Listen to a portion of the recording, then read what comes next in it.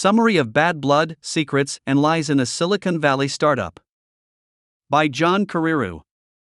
Bad Blood is a meticulously researched and devastatingly detailed expose of one of the most notorious corporate frauds in modern history.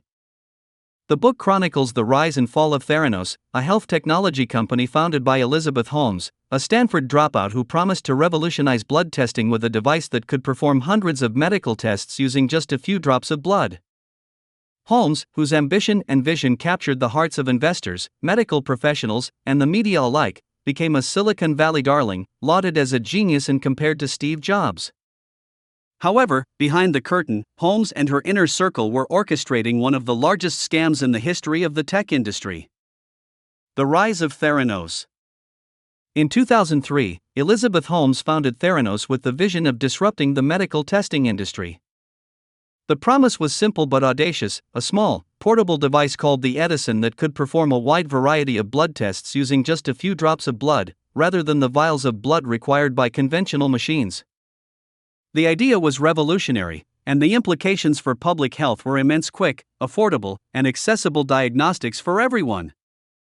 Holmes, with her charismatic personality and a carefully crafted image, raised millions of dollars from investors and attracted an all-star board of directors, including former U.S. Secretary of Defense James Mattis, former Secretary of State Henry Kissinger, and prominent venture capitalist Tim Draper.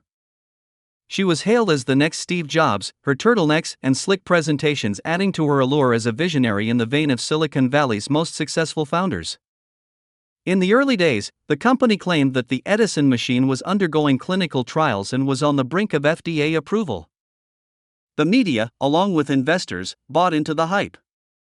Holmes became a media sensation, her face appearing on magazine covers, while Theranos' valuation skyrocketed to over $9 billion. The reality behind the curtain. Despite the outward success, things were not as they seemed. From the very beginning, the Edison device did not work as promised. The technology was flawed, and it was becoming increasingly apparent that the blood testing device could not deliver reliable results. Key employees, including scientists and engineers, began to raise concerns, but they were quickly silenced or forced out of the company. Holmes and her top lieutenant, Ramesh Sunny Balwani, who was both the company's president and a controlling figure, took extreme measures to hide the problems. Rather than admit failure or fix the issues with the technology, they chose to cover up the malfunctions. The Edison machine was used in some cases but was secretly bypassed in many others. In its place, Theranos used commercially available blood testing devices from other companies, which were manipulated to show the results they wanted. For example, blood samples were tampered with, diluted, or altered to make it seem as though the technology was working when it wasn't.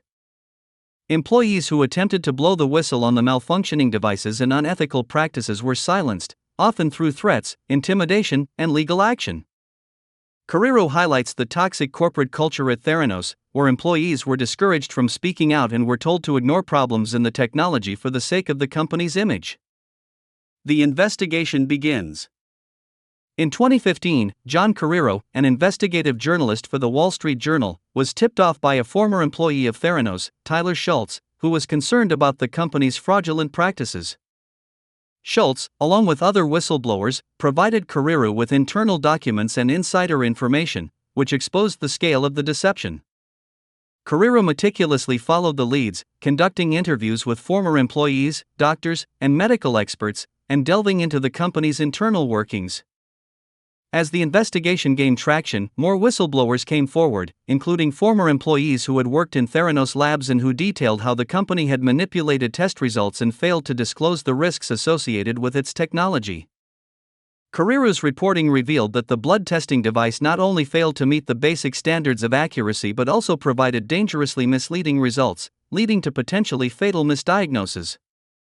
Patients who had relied on Theranos tests were given false readings, and doctors were unknowingly making critical medical decisions based on faulty data.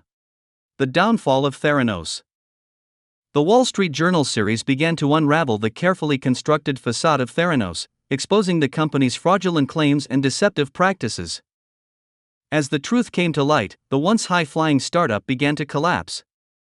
Investors demanded their money back, and regulators, including the FDA and Centers for Medicare and Medicaid Services, CMS, launched investigations into Theranos operations. The company faced multiple lawsuits, and in 2016, the SEC charged Theranos, Holmes, and Balwani with fraud, accusing them of misleading investors, doctors, and patients. Holmes was accused of knowingly making false statements about the capabilities of her technology and its regulatory status, while Balwani was accused of being an active participant in the deception. In 2018, Elizabeth Holmes and Ramesh Balwani were indicted on criminal charges, facing charges of wire fraud and conspiracy. The criminal trial for Holmes began in 2021, with her facing up to 20 years in prison if convicted. Throughout the process, Holmes maintained her innocence, arguing that she had believed in her company's mission and had not intended to deceive anyone. Corporate culture and the Silicon Valley myth. Beyond the story of Theranos, Bad Blood also serves as a powerful critique of the culture of Silicon Valley itself. Carreyrou delves into the toxic environment that allowed a massive fraud to thrive, where the emphasis on disruption often overshadows ethical considerations, and where the drive to succeed at all costs can lead people to abandon basic principles of honesty and integrity. Holmes, with her carefully constructed persona, was able to manipulate the tech industry's obsession with innovation and risk-taking to hide her company's failures, gaining trust from investors and board members who overlooked glaring red flags. The book also examines how Theranos benefited from the allure of Silicon Valley's culture of secrecy, and how an obsession with moonshot ideas often leads to a willingness to overlook or dismiss critical issues. Holmes' charisma, combined with the hype surrounding her company, allowed her to play the role of a tech visionary, even as her company's core technology was a house of cards. The aftermath. As of the book's publication, Bad Blood reveals how Theranos' rise and fall has become a cautionary tale about the dangers of unchecked ambition, the cult of the entrepreneur, and the immense power of the tech industry to shape public perception.